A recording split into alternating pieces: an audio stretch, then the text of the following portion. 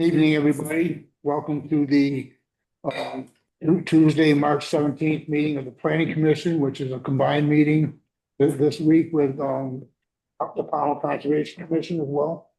We have an informational um, meeting. We have a guest speaker. Um,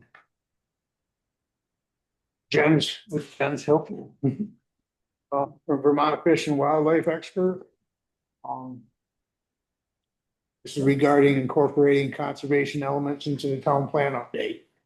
Um, we're gonna skip most of the functions of the planning commission because we don't have a quorum. So we're just gonna call this a informational meeting and go at it.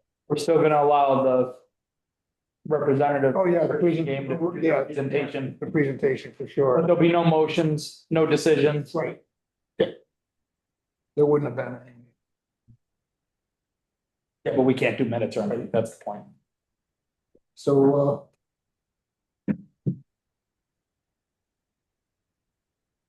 yeah, so take it away.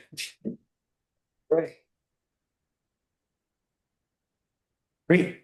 Well, thank you all for having me. It's great to be here. My first time in Pownell, so I'm really excited.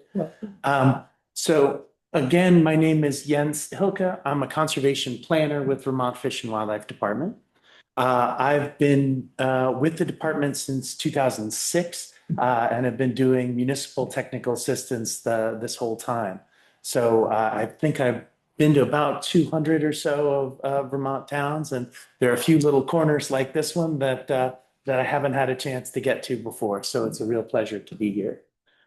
At Vermont Fish and Wildlife, we believe in the conservation of fish, wildlife, plants, and their habitats for the people of Vermont. So that's a big mission. It takes us in a variety of different directions. My part of that is coordinating the community wildlife program. So again, I do technical assistance to Vermont communities. My services are free to you. The only limiting factor is that there's only one of me and there are 268 towns. So scheduling can be a little bit of a difficulty. But the benefit of having such a broad range is that I've learned a thing or two about what's worked in other towns. And while every Vermont town is unique, it can be helpful to have some case studies in my back pocket of what's worked elsewhere. I really want to start as you think about your town plan and we think about Pownell and what's most important in terms of natural resources. I want you to just start thinking about forest and where there is forest and where there isn't forest in town. And just begin with that as thinking about, well, where are important natural resources to protect? So we know that larger forest blocks have more biological diversity compared to smaller forest blocks in your town. For larger forest blocks are going to have more land for scenery, clean air and water. They provide land space for working forests. And of course, the economic benefits that come from that working forest, and also the economic benefits from recreation and tourism. They prevent erosion and reduce flooding.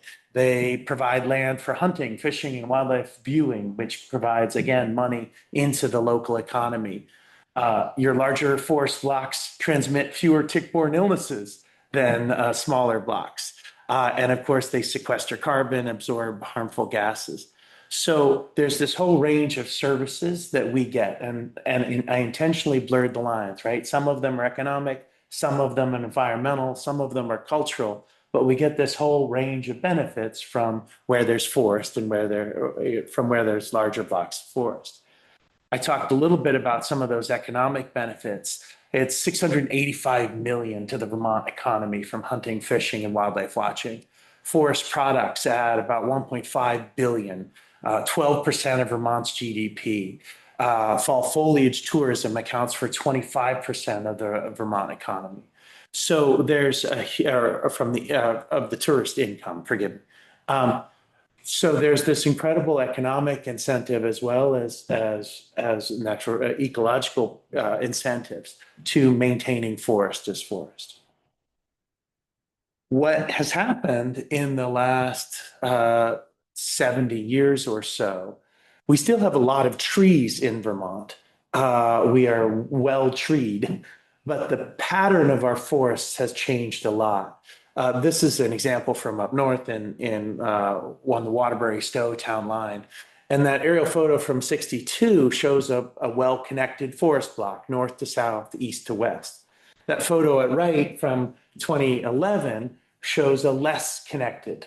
It's no longer connected north to south. It may or may not be connected east to west. So the amount of green is actually the same in those two slides. And yet the pattern of the forest has changed dramatically. And so that has a variety of negative impacts for us as we think about that's called forest fragmentation. And so we get less of those services that I talked to you about in the beginning of having intact forests. Wildlife in particular, are going to behave differently in a connected forest. They behave as if a particular forest block is bigger because they can get one source of food in that block, in the spring, another source of food in another forest in the fall. If they're connected, that's all fine. When they become isolated, wildlife aren't responding that way. And so you reduce the number of species that are there. And so if you were to completely surround a forest, like a park downtown, squirrels, raccoons, skunks, that's what you get. And so you can literally just look at the pattern of where there's forest and how well it's connected and get a sense of what species are there. Are you looking at a black bear scenario? Lots of forest. A bobcat scenario, still pretty well connected forest, or the squirrel, raccoon, skunk scenario. And so just by looking at the pattern of the forest, you really can get a sense of the biological diversity. But what we're seeing really is sprawl development. And when I say sprawl, I'm not talking about Burlington to South Burlington. I'm talking about that photo on the right, ex-urban sprawl. Now, a lot of Americans believe that it's better for the environment to have houses farther apart. That's not true. It's better for the environment to have houses closer together. And so then the planning goals in Vermont statute are to have vibrant downtown centers surrounded by farms and forests. And that planning goal is about reducing sprawl. But sprawl is really what we've seen in the last 70 years. Do farms sort of count as forest land in terms of kind of keeping things connected, or farms are also sort of breaking two pieces of forest apart? Well, there's by some estimates, 30% of your average farm this was in Franklin County, is actually non-farm land, not used for farm processes. So little hedgerows, windrows down the middle of a farm can help with habitat connectivity. So you can't just say farm good or farm bad. It's much more complicated. Of course, incredibly important for us and our livelihoods and our food, but can be used for wildlife as well. So sprawl is really the single greatest threat in terms of forest fragmentation is the threat, but sprawl is what's driving it. And so I talked about some of those impacts of forest fragmentation. It's more difficult to practice forestry. It degrades the recreational experience. This is as our forest blocks get smaller and smaller. There's less soil infiltration. The wildlife are more likely to get hit by cars because they're crossing over roads in between forest blocks. It reduces human health and the benefits that we get. And there's that loss of rural nature of what makes Vermont, Vermont. What is soil infiltration? So the ability, when it rains, the ability for water to go into the soil rather than run along the surface and make big floods. Okay. So, that's moving slow. So here's the pattern I want you to think about. We have the largest forest blocks in town, those core forests. And you have, some big ones, right? Huge forest blocks. Those are anchors. That's where more wildlife spend more of their time. That's where you get more biological diversity. Then they're going to be, and for Pownell, that's kind of the east side and then the southwest, right? Those are your largest forest blocks. I'll show you in a second. But then there are these stepping stone blocks. And in Pownell, there are a lot of forests that are about 1,000 acres. And some of those are really important stepping stones because just on the picture at left, you can't get from the left side of the screen to the right side of the screen without using that forest block in the middle. So that pattern of big blocks with little blocks and then big blocks, I often think of it as like an hourglass, right? The big block, the middle, that stepping stone, and then the big block. And then in between the big blocks, the core and the stepping stones are wildlife road crossings. And so that's where you have trees on both sides of the road. The houses are a little farther apart. There's actually opportunity for wildlife to cross either over or preferably under the road. And then there's your entire streamside network, the riparian vegetation. And that's another thing that's fitting this all together. So these are important concepts, and all of these in general are already in your town plan. But I'm really focusing on the pattern and not just thinking about the forests and the water, but the pattern of how it's all knit together. Now, so the pattern of forests in Vermont is that we have our biggest forest blocks are along the spine of the Green Mountains and in the Northeastern Highlands. We do have some really big forest blocks in the Taconics. But we have much more biological diversity in our valleys than we do at the top of our mountains. So places like Pownell, and actually Pownell has a really interesting history because I don't like that. Okay. Pownell has so 18,000 years ago, there was a glacier, right? We were under a mile of ice. As the glacier receded and life began to come back, it actually came up from the Hudson. So Pownell, this part of Vermont, was the first corner of Vermont to really get species coming after the ice, to get species coming from the south. So there's incredible richness here and rare species here that we actually don't get elsewhere in Vermont. You have these, so this is the pattern of your forest blocks. And again, you have that, you're part of that 52,000 acre block to the east. There's a 4,000 acre block to the west. And then there are a few thousand, 1,500 blocks there in the middle. And so I'm talking about this pattern, right? And we're going to talk more about it over the course of the next few minutes, but really want you to think about the pattern of your forest and how can you better connect them? So concentrate development in places you want it, and then not have development in places where you want forest. So, of course, climate change is real and it's happening. And the easy way of saying it is warmer and wetter is what we're experiencing, but it's much more complicated than that. Some places are warmer, some places are colder, but on average, it's warmer and wetter.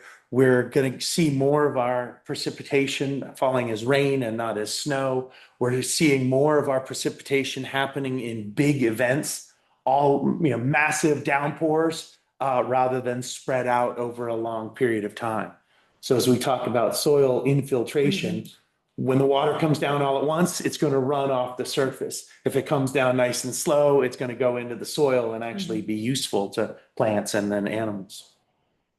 And of course, the effects of climate change are not evenly distributed across your people either. Frontline communities, low-income communities, BIPOC communities are more likely to feel the effects of climate change than middle-income Vermonters. And so there's a real unevenness in the effects of climate change, both geographically and in terms of people. This is a model from the Nature Conservancy about 2,300 species of mammals, birds, and amphibians, and where they are moving in response to climate change.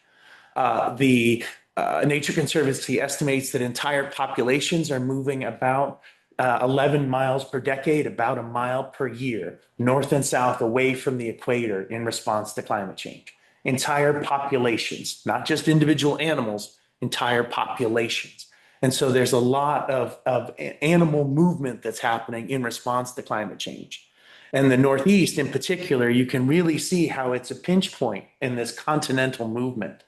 So what happens in Pownell and the pattern I'm talking about is part of a larger pattern of how animals are in the process of adapting to climate change and moving north.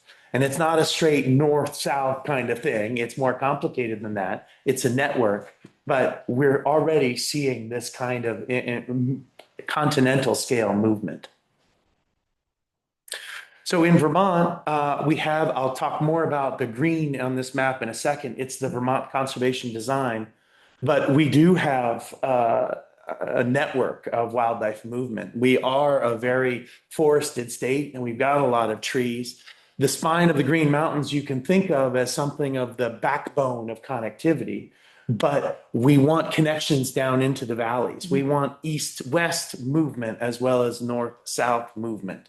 So that network, that pattern on the landscape of how our forests are connected are in fact allowing for this sort of adaptation to climate change.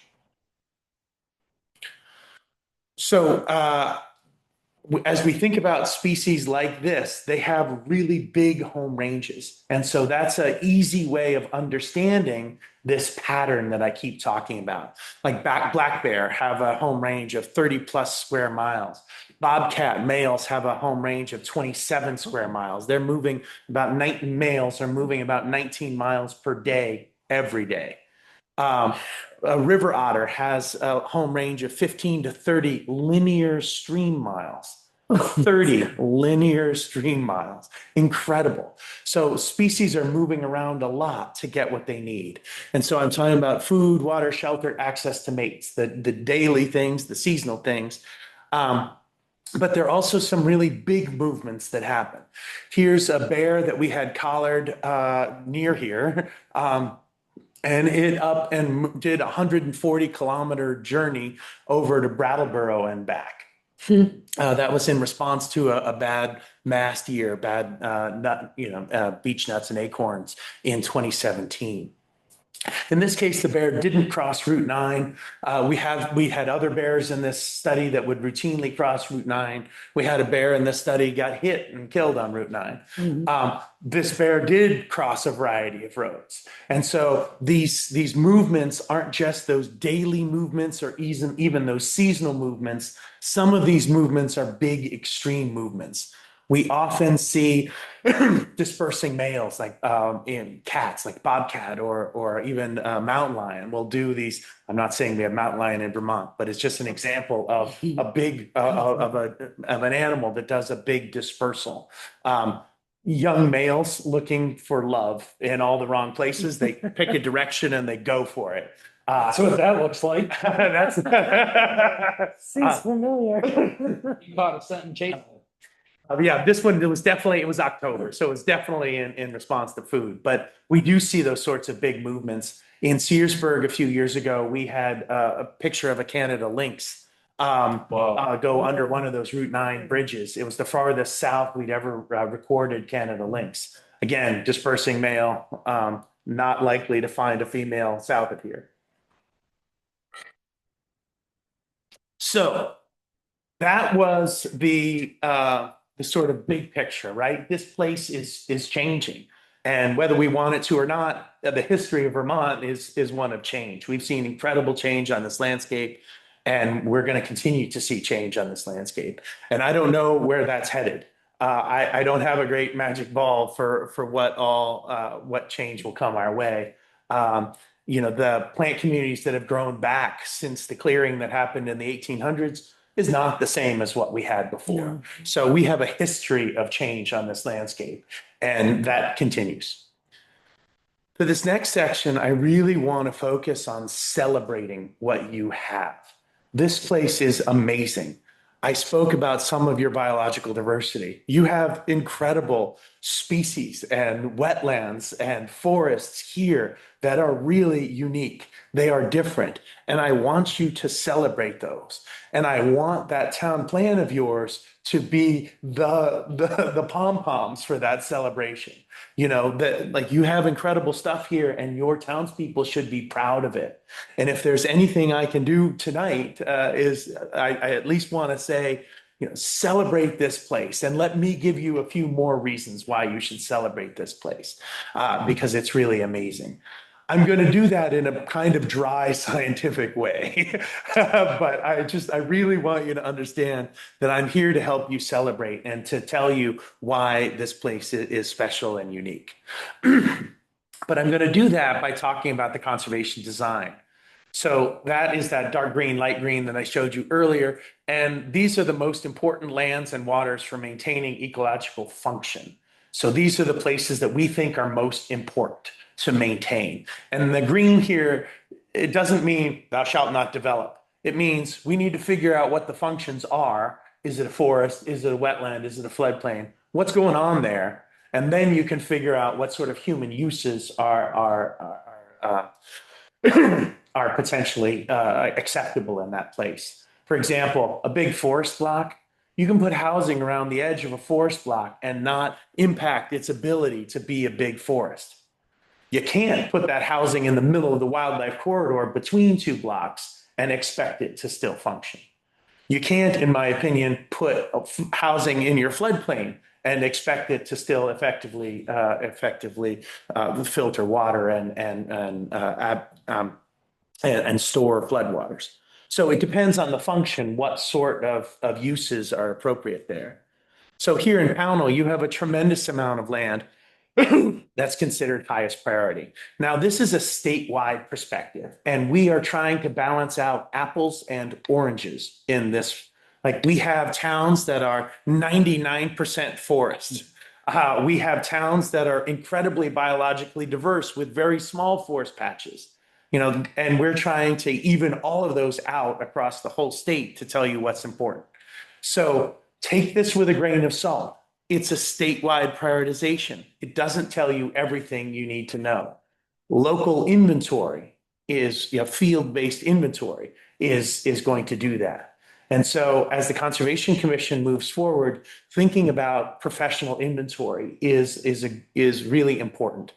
It's going to give you data at a scale that I don't have, like a wall-to-wall natural community map. I don't have, and when I say wall-to-wall, meaning it looks at every inch of town. I don't have that kind of data. I have good actionable data that we can use and start right now. But it's not the same as having people on the ground looking in your forest. Sir, I noticed on your map, there's a mid-tone green I think they're just the two. west of the Secaucus Range. Yeah, Is there significance with that mid-tone green? Because you have the that's the, dark, and then you have the. no, there's a hillshade underneath. And to try and show the topography. So there's only the two, there's supposed to only be the two colors of green, but it's messing with you a little bit because it's underneath. Topographical. So, you know, it's tremendous how much highest priority forest, how much highest priority area you have here in Pownell. Yes. I don't want to get too far ahead of myself, so feel free You're to fine. approach this later. I guess like, given that our Conservation Commission has sort of limited both financial and sort of human resources, like if we wanted to start working on doing like these field-based inventories of town, like, do you have any sort of guidance on like where or what we should sort of start with in order to kind of get the most bang for our buck, I guess? Get money, a municipal planning grant, for example. Or look to some private foundations. First, put the language in your town plan. We want to do an inventory. Second, go after the money. Third, hire a consultant. And I can help you with that request for proposals. But all over the ABCC listserv, you'll see similar effort And then get a consultant who can do a field-based inventory. And there are a few shops in Vermont that are offering those services. But it's going to take you a while to get, it's important that you put the language in your town plan, because then when you go after a municipal planning grant, it's directly tied to your planning. We put in our plan, we want more information, inventory. And then when you're applying for the municipal planning grant, you score higher. But $20,000 for a wall-to-wall, $25,000 for a wall-to-wall natural resource inventory. And you're going to have to, there's going to be match. The municipal planning grant doesn't cover all of it. There's going to be a town contribution. Is that like? Yeah, something like that. They've changed those numbers a bit, so I'm not exactly clear off the top of my head. Okay. So that dark green area can be broken up into its parts. And that's so you can figure out, again, that function, what's going on at that spot. And one of those, sorry, that's a little hard to read from here, but on the bottom left, interior forests, right? So those are just the biggest forest blocks in each biophysical region, just the biggest ones. So those are your core forests. And then the orange, those are connecting blocks. And so you may not see it from here, but those are in fact connected. And so they make a pattern. So that's that backbone of connectivity. But we're going to have to make that same pattern again at the local level, finer scale. Then there's geological diversity, the entire surface waters, and then things like natural communities. And so when you're on the BioFinder website, you're looking at the conservation design, you can interact with this. It's free, it's open to you. Zoom in, zoom out, look at BioFinder, and you'll see this design. And you can click anywhere on the map and it'll tell you what the components are. Why is this place important? So here is the pattern of interior forests in town. And of course, no surprise, those biggest forest blocks at left and at right, east and west, show up as highest priority interior forest. And then that block coming down from Bennington. And so this isn't the end all be all. This isn't the final map by any means, but this just tells you where your biggest blocks of forest are. Excuse me. So then here, as we look at connectivity blocks, I have it at two different scales. At the left, it's tough because I don't have this data for New York and Massachusetts, but we sure did look to large forest blocks to make this map. So it doesn't show up there, but we know, of course, that there's forest south of here and west of here. But then, so then when you look at the map at right, those are the connectivity blocks in Pownell, the highest priority ones in orange. Now, that isn't a connected pattern. And again, remember when I said that this is a statewide prioritization, it's not going to give you all of your local priorities. And what's missing here are those stepping stone blocks, those locally important stepping stone blocks. And those are for you to choose. There are a variety of forests in here. Choose a set that make a connected pattern. Choose where you want development. You have 3 village centers? Is that right? You have 3 different villages, but you also have a choice of forest blocks. Prioritize a few. Say, this is that pattern we want to maintain, and we want development in these places. So I'm saying at the same time, choose where you want your development and invest in development there. And choose where you want forest and forest protections and protect them. Do that at the same time. But some of those smaller forests, not internal, but the smaller connecting, like say the tubs, it's 2 owners. I mean, that's what I'm most familiar with. 2 owners, one on either side. A lot of summer use because it's a watering hole. We have no control or influence over whether someone can, develop that differently. Like, forgive me, the town absolutely has control over where development happens and where development doesn't happen. That's what zoning does. That's what subdivision does. You have unified bylaws that speak to where the town wants development. And so you shouldn't limit private property rights willy-nilly, but when it's in the best interest of everyone in town to maintain certain natural resources in certain places, you absolutely have the right to do that. And that's the balancing act that we're talking about here is, you know, freedom and unity since 1791, right? Yeah. Freedom, yeah, and unity. We need both of those things. And you all are here to decide what that balance is like. But it's not all freedom all the time. It can't be. There are too many of us on the landscape, and we can easily trash the entire landscape if it's all freedom all the time. So there has to be a balance between freedom and unity. There has to be the commons, and you as government are in the position of figuring out what that balance looks like and where it's appropriate to limit property rights and where it is not. Jens, Margaret here joining virtually. Thank you so much. Obviously the goal in having you here was just this bigger picture context, and it's coming through so well. I had taken an environmental leadership class that Jens offers for free to Conservation Commission members. Jens, I remember a case study where there was a town in Vermont that created like a mountain zone, I believe, if I've got that name right, and, really thought differently about development in certain areas that they had zoned out, and that took some time. They had to socialize it with the town, but it was an example of a town making certain determinations together about what deserved protecting. At some point, if you feel like that's relevant, that was a powerful case study that I learned from you. Yeah, thanks. And I think your zoning already begins that. And I'll put up a map of that.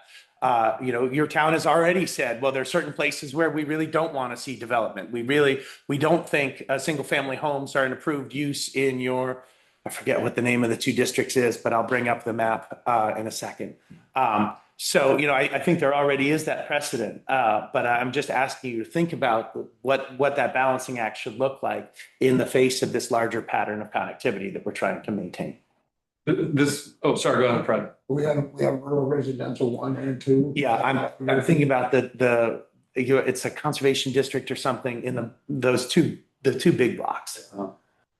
You have Forest. Yeah, it's a forest district. That's what it is. This may be getting a little too granular, but as you can see from the maps here, like sort of Route 7 and Route 346 sort of pose a challenge to kind of figuring out how to sort of make these connections. So when we're looking at those roads and sort of looking for places that would make like ideal sort of wildlife crossings, like what are the types of parameters or criteria you're looking at? Do you see that arrow up top? That's a culvert under 7.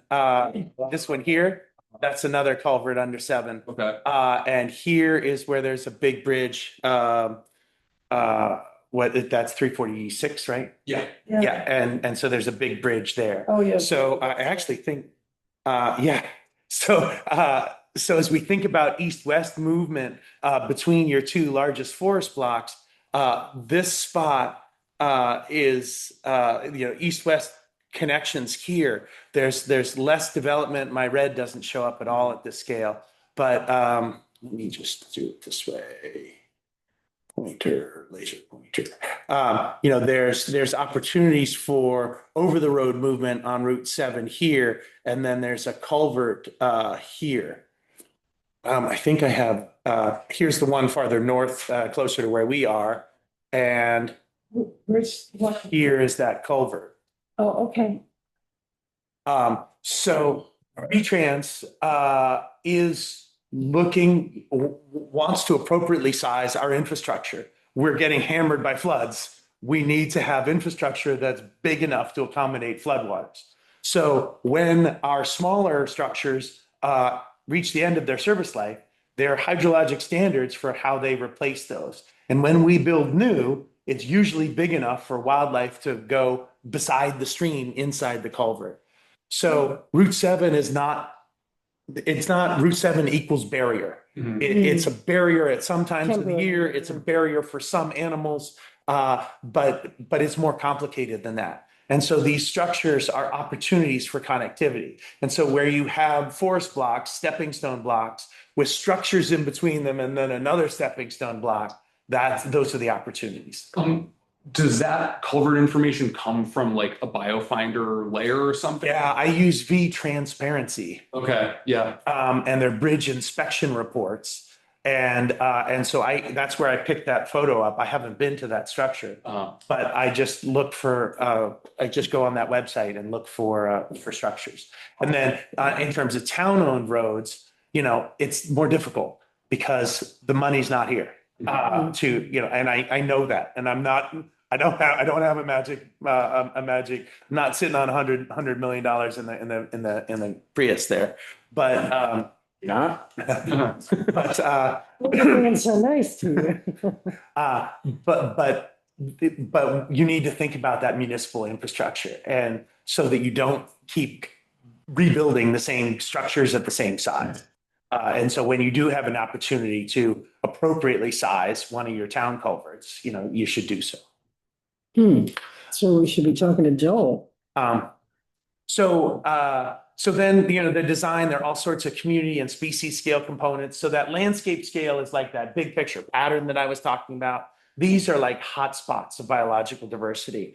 And you all have incredible wetlands here in Pownell, just really incredible. You have some really significant natural communities. You have rare species. There are a lot of things going on here that is not the case with your neighbor to the east, because you're lower elevation. There's more going on in terms of biological diversity. So I didn't hear those community scale hotspots, things like rare species and natural communities and important aquatic habitats, wetlands, vernal pools. I wanted to include, is it Somerset to the east? What's your town? Stamford. Stanford, sorry. Stanford looks a lot different than that. And it's because you're low elevation that you have all this richness here. Is there any place, just for the sake of kind of fleshing out the town plan and sort of telling people what we have, like, is there any place where we can sort of translate like rare, threatened, endangered species into like specific species? As a conservation commission, you're absolutely, that information is yours. It is. Yes. And so just simply contact Everett. One of your CC members, maybe it was Tom, met with 3 folks from the Heritage Inventory, our botanist, Everett Marshall, and Jody, who maintains the Heritage database. He met with them probably last month or a month and a half ago. But we will give you all of that information. Awesome. We just ask that you don't put it on maps, because we don't want the stuff poached. Yeah, Like exactly. orchids get people take them. Yeah. Yeah. So that's a deep secret where those Yeah. orchids are. That's just one example, you know, there are many. Okay, so then for this last segment, you know, you have this range of options. So that was sort of celebrating Pownell and all its biological diversity. Now I want to shift a little bit more into what are your options as a town. And of course, there's a whole spectrum from non-regulatory options to regulatory options. And that's for you all to decide. That's not for me to decide. I'm just here to help interpret the science. But I really want to encourage you that even if you choose a regulatory approach after your town plan is done, maybe you want to touch up your zoning or your subdivision, whatever, outreach and education is a huge job of the Conservation Commission. And that tone of celebrating what you have here is so important.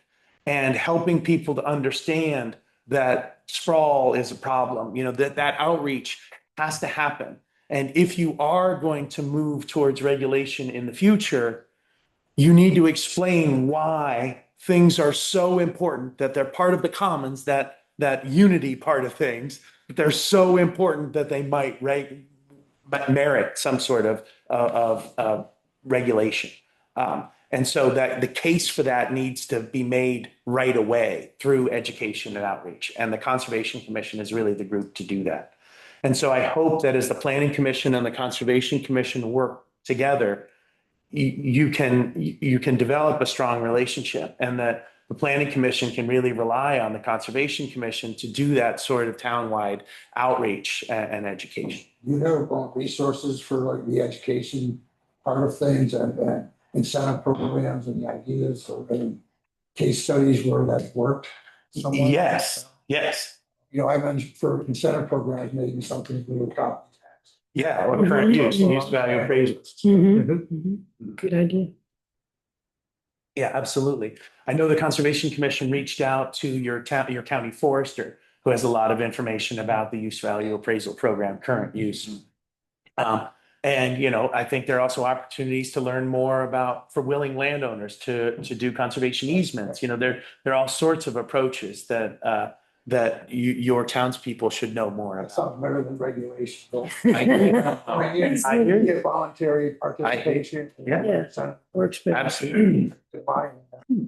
Yeah.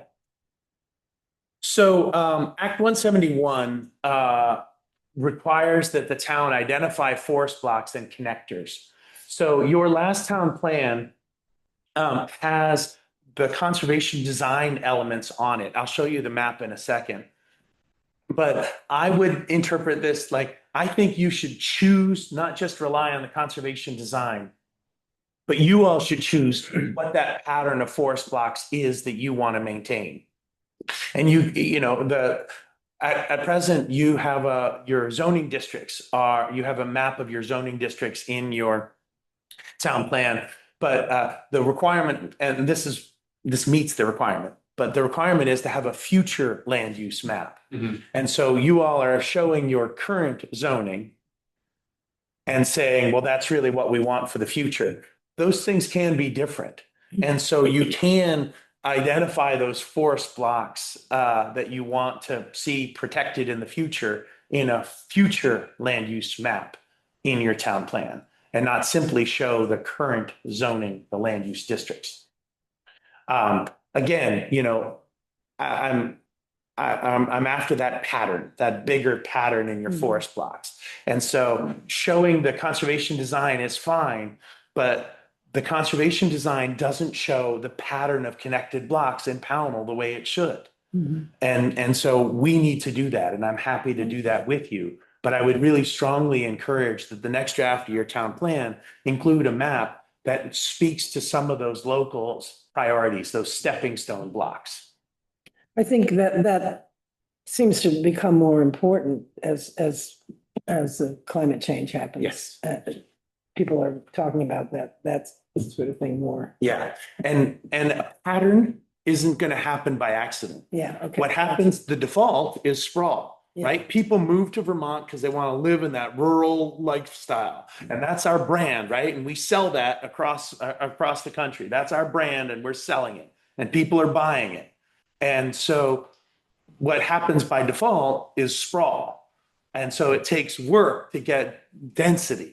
And to make the case for why density is important, and to have regulations that really encourage density. Jens, I think I remember you mentioning at one point, just even things like how long driveways are. Yes. You know, somebody will make a really, really, really long driveway up to their house and it carves up the land. You know, little things like that can make a big difference. I remember you saying. Yeah, absolutely. Thank you. So a goal could be maintaining large forest blocks, and there are a variety of tools, keeping development to the edges, encouraging land conservation. Yeah, that's willing landowners, that's non-regulatory. Limiting driveway length, Margaret, as you just said, encouraging estate planning. Here I'm talking about the transfer of ownership from one generation to the next. Vermonters are getting older, and they're passing their land on to the next generation. And the way that happens is a really big deal. In my family, my in-laws have 100 and something acres in rural Stratford. They're 4 kids. Do you divide it equally? 25 acres for each kid? Well, there are 2 kids who don't want that. Okay, so then what do? Do you buy out the 2 kids and then have the other 2 kids live there? How does that work? The future of, is that going to be an intact forest in the future, or is that going to have 4 houses with 25 acres each? You know, the future is uncertain. Do you have any specific, guidelines or reading or something on that subject? Because that really interests. Those are really tough, personal, product, family I know. conversations. Yeah, as a Vermont, conservation yeah. commission, you want to go in and at least talk to people about it. Vermont Coverts has been doing some pop-ups. VT Coverts has been doing some pop-ups where they have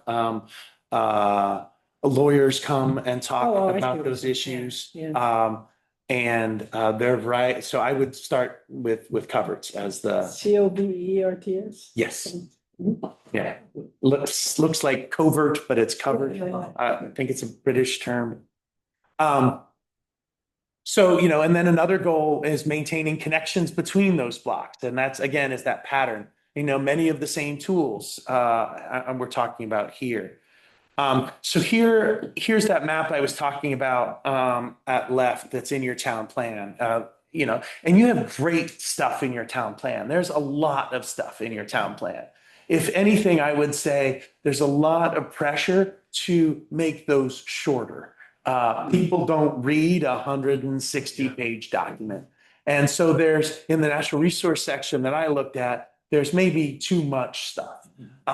It's kind of a laundry list of everything you have. And We've discussed doing away with a lot of that and maybe just putting links and directories to where you can get resources. But I would really focus, forest and the larger pattern first, and then hotspots, forest, and then waters, that larger pattern stuff, and then the hotspots, as a way of sort of orienting town plan readers into like, what's the big pattern that we're looking to maintain? What are these really unique features in Pownell that we're looking to maintain? And just give a little bit more structure so that the reader understands, well, what are the most important things here? And at the risk, when you have a really long town plan, like, well, okay, I've heard about groundwater and I've heard about surface water and I've heard about forests and rare species, and you kind of don't know what is most important. Mhm. So I would change map number 7 to really reflect this forest pattern that we're talking about, and to go beyond the statewide prioritization and say, this is the pattern that we're looking to maintain. And then here's that map that I talked about. This are your zoning districts. And so you could have a future land use map that looks differently. Right now, your rural res 1 and your rural res 2, those are your sprawl districts. I would hazard a guess that most of the development you've seen in the last 20 years has happened in those districts and not in your villages. And I mean no disrespect, but that's just how it works statewide. Is rural res is sprawl. And that's where development happens. And if you don't want development to happen there, you need to invest in your downtowns. You need to have water and wastewater in your villages to accommodate more development. And then you need to tighten the regs or change the district boundaries so that they don't sprawl throughout those rural regs. Otherwise, you're leaving it to whoever moves here and builds here to decide what your pattern looks like moving. There's been a lot of talk and debate about like, what are the taxpayers willing to burden? Like you mentioned about water and sewer, because of our diverse topography, one municipal water source is really not feasible. Yeah. Not economically anyway. You'd have to have massive pump station, water towers everywhere, makes it financially not really attainable. And we have a sewer system, and we've had numerous in-depth discussions where we've tried to figure out, we have capacity for expansion, where would be the best bang for the buck to offer those expansions. So we have been engaging in those discussions. Great. Well, I want to flag this for the Conservation Commission. These are foundational discussions for the future of your town. And it's great that the Planning Commission is already engaged in those. But these are conservation discussions too. You're not gonna limit development in your rural res unless you invest in your villages. And so, that pattern. But it also becomes a question for us, being mindful of the taxpayers as well, is like, what are we going to want to try to burden the taxpayers with? Yes. Because we also have to be mindful of the double-digit tax increases that are flowing down from Montpelier year after year that are squeezing a lot of the lower, like you mentioned about lower income, people of color, like those communities you talk about being impacted by climate change are being more impacted by the fact that they can't afford to live. So at that point, it's like you want to cluster people in town centers, which I understand the theory behind it, but if they can't afford to even live in the state and you're forcing families to leave, then the rest of it is a moot point. I hear you, and I'm not responsible for taxes. These Yes, absolutely. that we engage in. Yes. We're trying to be mindful. It's like, Yes. there's no one magic bullet that's gonna fix everything, and we're well aware of that. Yeah. So like I was saying, we're engaged in the discussions of where's our best bang for the buck? And so we've engaged in debates, like we know like the water situation, like we have one municipal water source, which is a privately owned one down at the bottom of the mountain. Like that, obviously, they're not gonna be able to furnish water to the top of the mountain. And the town looked at years ago, putting a water source in where there used to be a private one over in North Pownell, but uranium concentration to Vermont standards was too high, so that idea died on the vine. And there was brief talk about maybe putting something in over on the east side of Route 7, over around Barber's Pond area, South Stream Road area, but that kind of didn't really go anywhere.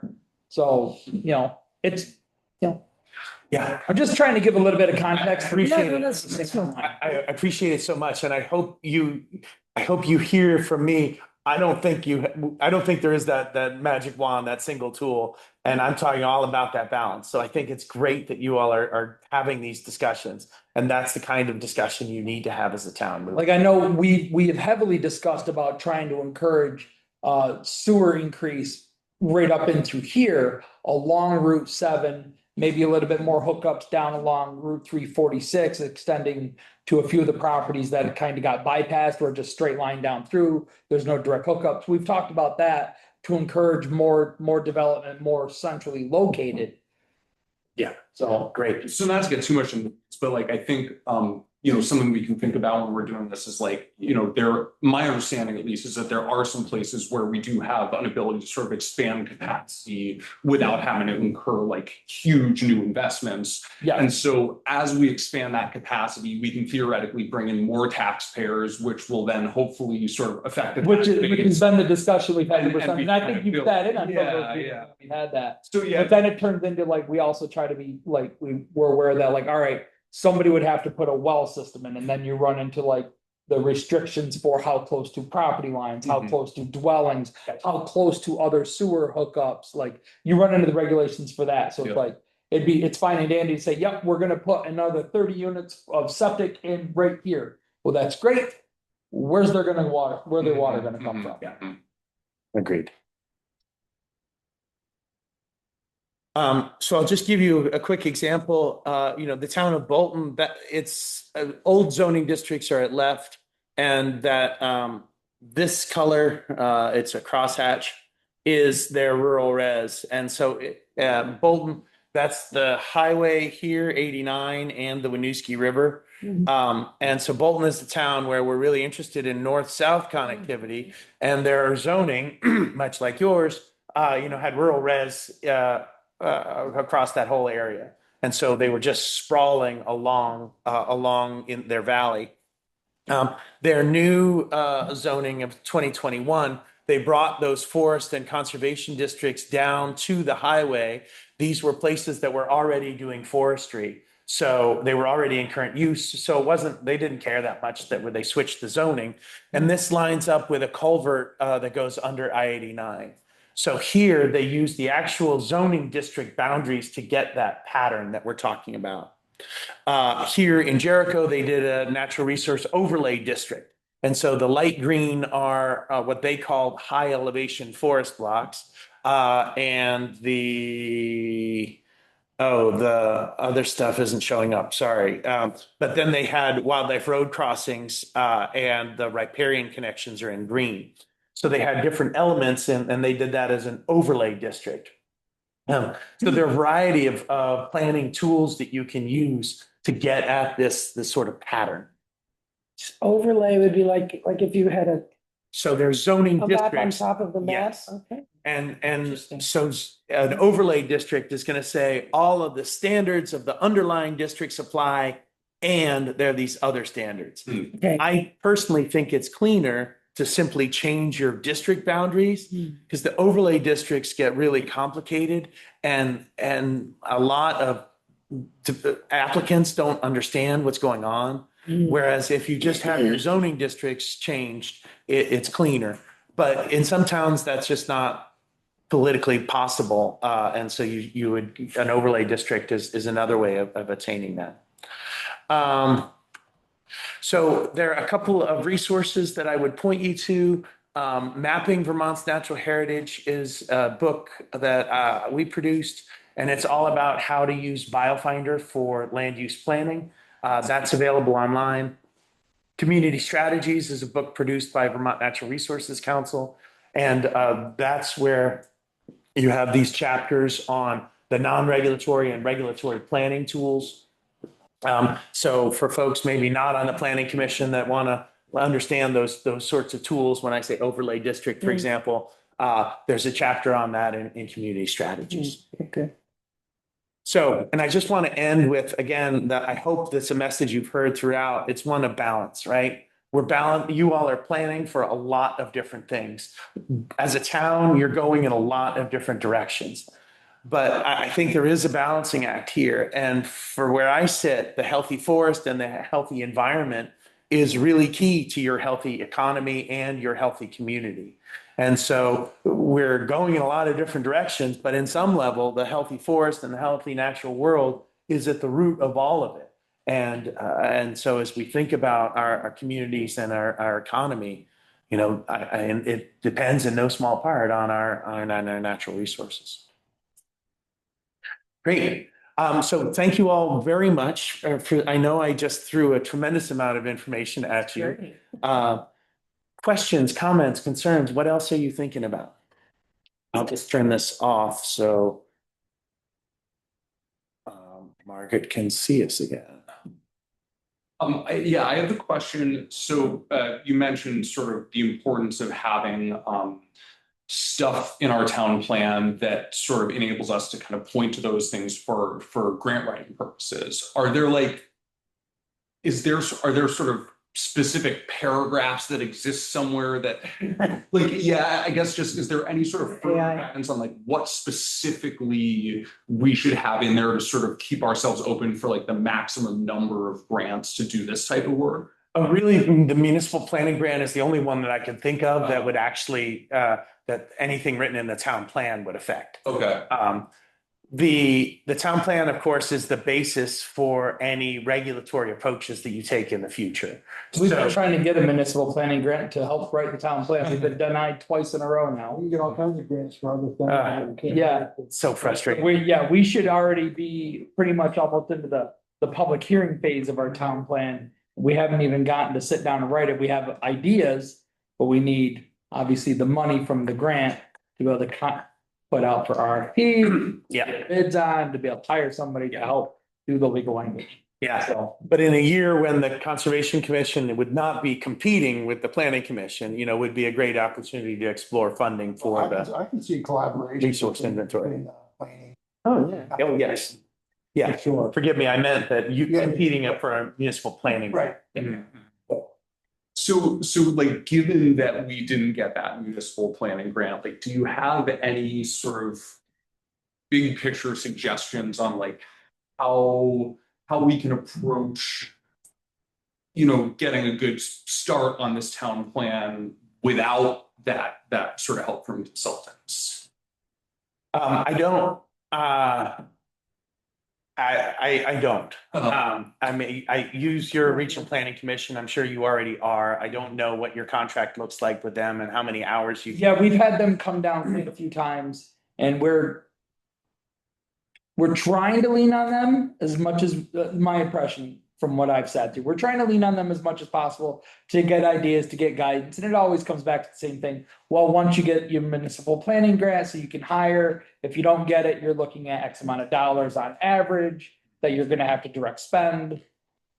So I'm on a committee that's looking at like the regional plan that the BCRC is working on. Like, Yeah.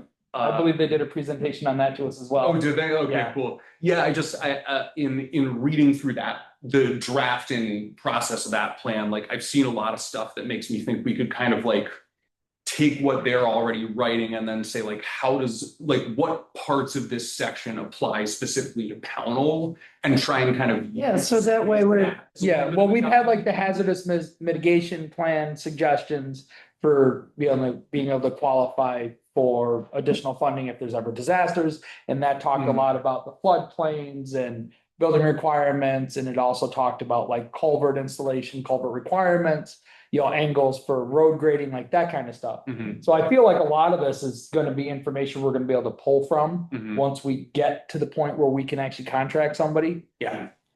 Well, in terms of your natural resource section of your town plan, and that's really what I focused on, there's great stuff in there. I think you really just need to, I think volunteers could spend some time just really scaling it back. Mhm. And hacking on it a little bit so that it's a little bit more streamlined and a little bit more focused. But we also want to make sure that we're not hacking away anything that's going to be state required. I hear you. Like, we don't want to be like carve out an entire section, be like, oh, actually, according to this state statute, subsection, whatever, you actually do need that. Yeah. In the natural resource section, I can assure you that you wouldn't be. The only thing specific. We want to try to, we've all agreed that 160 plus pages for a town plan for a town our size is ridiculous. It's oversized. And that's after it got pared down at the last town plan. That was written though before we had a conservation commission. So we could probably point to the conservation commission for. Yeah, I think we can break out a lot of information into other Yeah. informational books that we could point to, be like, for further information, please see. Mhm. Yeah. Well, and certainly like folks on the Conservation Commission have expressed interest in getting involved in whatever sections you guys are willing to kind of let us. take a Yeah, stab and honestly, I think sections like this would be a great opportunity Yeah, for definitely. Conservation Commission to step in to help And I'd be hold absolutely the happy inventory. with that as well. Like if the Yeah. CT writes a draft, I'd be happy Yeah, to. you guys, plus you talked about wanting to get a better inventory of what on a more minute level of what the topography is, what the species are, the environments, like that kind of stuff. That's a great opportunity for How many Concom. commissions do the conservation commission have to go on to private lands and do exploration? A landowner permission. Yeah, they have to knock on a door or send a letter and get permission. They can't just like march up somebody's gut, up through a valley gut into somebody's property. But like, so if there were to be an inventory, the consultant would first look at aerial photos of town. They draw the lines of the natural communities based on aerial photo interpretation. And you can tell red pine from white pine looking at those photos. You really can. So then they'd make a list of places they want to visit. They're either places in between two natural communities and they want to look at what the transition looks like, or maybe it's a place where they're not quite sure from the aerial photo. So then they make this list. Then they'd give that list to the Conservation Commission. The Conservation Commission would send out the postcards. They'd get a fraction of those back with permission. Then the CC gives those to the consultant. The consultant visits those places. They see if there are other places that they could visit that are like the ones where they didn't get access. And so it would be all about that. It would only happen with permission. That sounds like a great project we're pursuing though, for sure. Yeah. I mean, when we had the forest all mapped and they did all the surveys and stuff there, remember they did the presentation with all the different zones? Like that is a wealth of information that would be included or could be included. But Yeah, we got there's a lot of places, so to date, that the conservation commission really has had the opportunity to look at. Oh, for sure. Yeah. I mean, very, very little of any of that stuff. Yeah. Yeah, there's probably are a lot of landowners that wouldn't be opposed to that. Mhm. Yeah, there are. Or, Yeah, I've always left my property open whenever anybody's knocked on my door. Like I've had the college at Williams College come down. I've never said no. Go right ahead. Yours is in residential, right? Your house? Yeah, well, I border kitty corner to the town property, so. Yeah. Yeah, I'm over in that section. Other questions or folks online, questions, comments? I just say it seems like Jens gave us a really good starting point in terms of if we are to edit those areas of the town plan that are conservation related, think about forest, think about water, think about hotspots. And that'll naturally kind of sort Connectivity. out some of what we should really focus readers' attention on versus some of the stuff that may be more optional that could be pointed to elsewhere. And even using some of the slides that you made for this presentation, Jens, you've already given us some clues about, what a pattern could look like, where some of those stepping stone blocks could look like. So, it could be a long road to get the grant, do the RFP, get the consultant, all of that to kind of tell us. But I think in the interim, we have some good clues from the BioFinder data and what you've been able to present about where we might want to focus. So I think it is worthwhile following that process, but we can also use some of what the state has already invested in researching to help us at least, know where to look first, given we are volunteers who are kind of new to some of this. So Yeah. And this is the Conservation Commission's first town plan. And so it's not gonna happen all at once. And I know the Planning Commission's been at this for a long time, but the Conservation Commission is fairly new. And so, you're baby steps. Yeah, and I know on the planning commission side, we've had a lot of presentations in the last 6 to 8 months. And it's become very easy for us to become sidetracked. Yeah. And a lot of great ideas thrown at us, be like, oh, you should concentrate on this, you should do this. It's just like, okay, there's only 7 of us. Yeah, I hear We you. don't have a budget. Yeah. There's only so much we can do. Like the majority of us, we work full time. There's only a few retired members. The current town plan Opportunity. the current town plan was written by volunteers, was it not?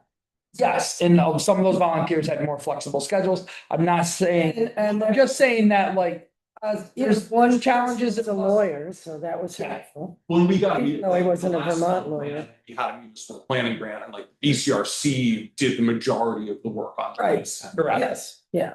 So, which I mean, it's great that we have something to kind of build on. But yeah, that was a different situation this time where we're really, at least until, for, I guess, another 6 or 8 months or whatever until we. Yeah, however long until the next round of being apply for it, and then hope we can get it. Because if we don't get it at the next one, we're gonna have to ask the select board to find the money. Like we're gonna have to at that point. The select board's gonna have to find the money. We're gonna have to.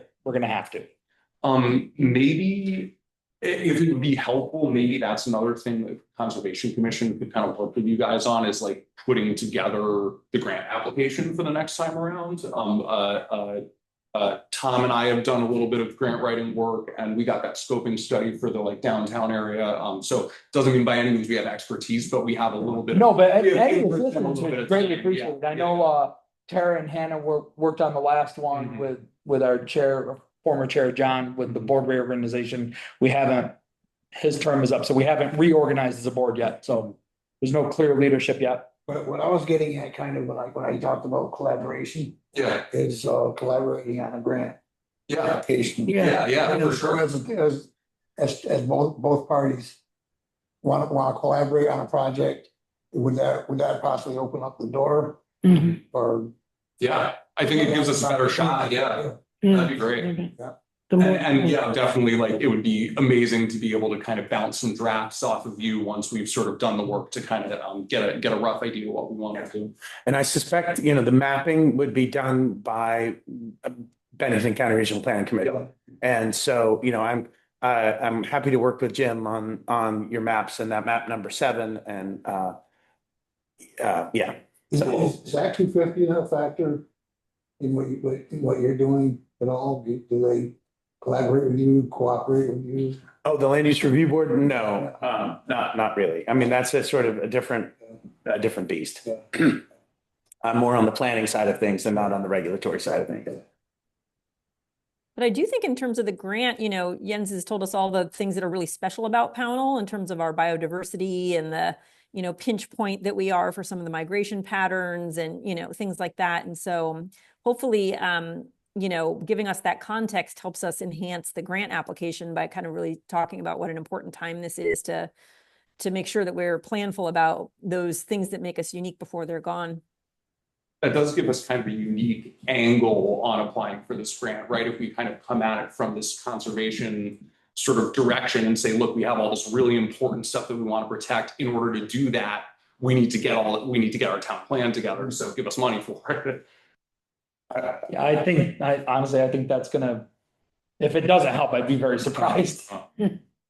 I don't know. I would ask BCRPC about that. Uh-huh. Because there's obviously fierce competition for municipal planning grants, and you're effectively competing within the region. You're not competing statewide. You're competing against other towns within the region. And so they would have or DC, Department of Housing Community Development, DHCD, are the administrators of the planning grants, and asking them some very specific questions about What kind of language helps get you to the top of the list? Yeah. It's DHRC. No, DHC, Department of Housing and Community Development, DHCD, and they're part of ACCD, the Agency of Commerce and Community I Development. applaud you for remembering all the Yeah, that's acronyms.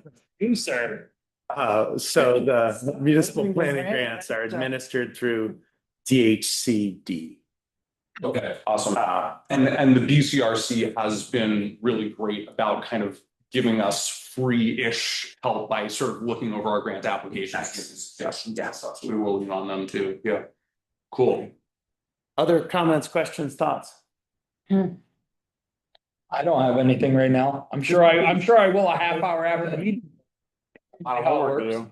Yeah, we got a lot of work to do. This has been super helpful. Like, yeah, I think you really, from my perspective, like you've really given the Conservation Commission like some direction that I think we've been kind of searching for. Floundering. Yeah, we're a very new Conservation Commission.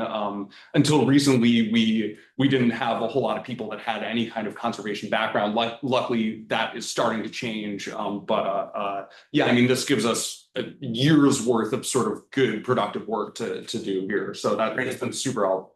Well, I'm here to help you, and so please let me know what I can do. Yeah, thank you. Thank you, sir. Where's your base? Well, I work statewide, Statewide. yes, but I And live there's only one of them for 260 some odd towns. and I live in Burlington. Are you going for the what's it called, the 268 club? Whatever. 251 club, Club. and I'm close. Yeah. I'm feeling close. I got a few kingdom towns that I'm missing, and then there are a couple more, I think, south of Route 9 that I'm missing. Yeah. Great. Well, thank you all so very much. It's really great to be here. It's been a pleasure having you down. I really Thank you. appreciate it. Jens, We thanks for appreciate you making the taking trip. the 4-hour drive. Yes, seriously. It was just 3. Oh, you missed traffic coming through.